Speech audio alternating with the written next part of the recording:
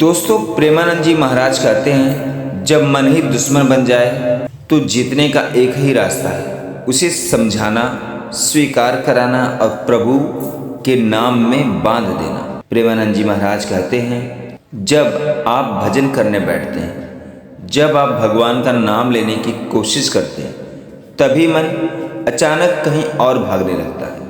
कभी पुराने दृश्य, कभी इच्छाएं, कभी डर, कभी ऐसे विचार जिनका आपसे कोई लेना देना नहीं है। तब आपके मन में एक सवाल उठता है, क्या मैं गलत हूँ? क्या मेरी भक्ति सच्ची नहीं है? यहीं पर प्रेमानंद जी महाराज के अनमोल वचन हमें सही दिशा दिखाते हैं। मन का भटकना दोष नहीं, मन का पीछे चलना दोष है। प्रेमानंद जी महाराज मन को एक बहुत ही सुंदर उदाहरण से समझाते हैं। मन एक चतुर मंत्री है, आत्मा भोला राजा है, मन चालाक मंत्री है। यह मंत्री हमेशा राजा को भ्रमित करता है। वह राजा को वही दिखाता है जो उसे पसंद है, सुख, भोग, इच्छाएं। जैसे आप ध्यान में बैठे हैं, मन कहेगा थोड़ा मोबाइल देख लो। आप जप कर रहे हैं, मन कहेगा कल का काम याद है। यानी मन आपको वर्तमान से हटाकर भटकाव में डाल देता है।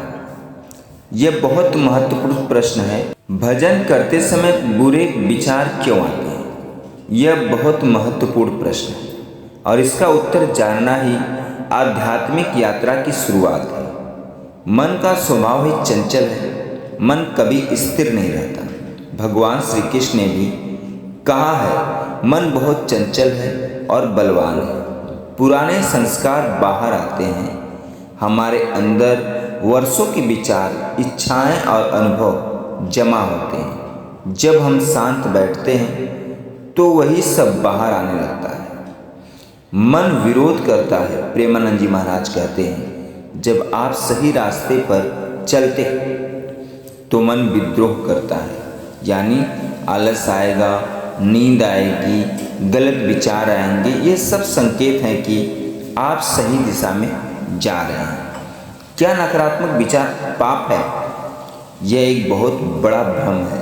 विचार आना पाप नहीं है, विचार को पकड़ लेना और उसमें खो जाना पाप है। प्रेमानंद जी महाराज कहते हैं, मन में उठे विचारों को अपना मत मानो। जैसे आसमान में बादल आते हैं और चले जाते हैं, वैसे विचार आते हैं और चले जाते हैं। आप आसमान हैं, विचार बादल हैं। मन को काबू करने का सबसे आसान तरीका। अब सबसे महत्वपूर्ण बात, मन को कैसे नियंत्रित करें?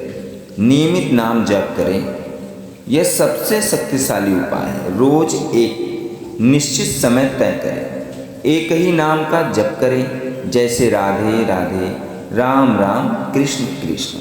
प्रेमानंद जी महाराज कहते हैं, नाम में इतनी शक्ति है कि वह मन को बांध सकता है। सत्संग सुने, मन वही बनता है जो वह सुनता है। अगर आप नकारात्मक बातें सुनेंगे, मन वैसा बनेगा। सत्संग सुनेंगे, मन शुद्ध होगा। इसलिए रोज थोड़ा थोड़ा समय सत्संग के लिए जरूर निकालें। इंद्रियों पर संयम रखें। मन का संबंध इंद्रियों से है। जितना ज़्यादा मोबाइल, सोशल मीडिया, भोग विलास, उतना मन चंचल होगा। संयम का मतलब त्याग नहीं, संतुलन है। विचार से लड़ना बंद करो, ये सबसे बड़ी गलती है। जितना आप विचारों से लड़ेंगे उतना वे मजबूत होंगे। इसके बजाय उन्हें देखें, स्वीकार करें और जाने दें। ध्यान को बदलें, जब भी मन भटके तुरंत बदलें।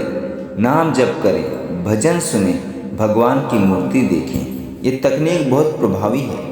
मन को जीतने का असली रहस्य। प्रेमानंद जी महाराज कहते हैं, मन को हराने की कोशिश मत करो, उसे भगवान से जोड़ दो।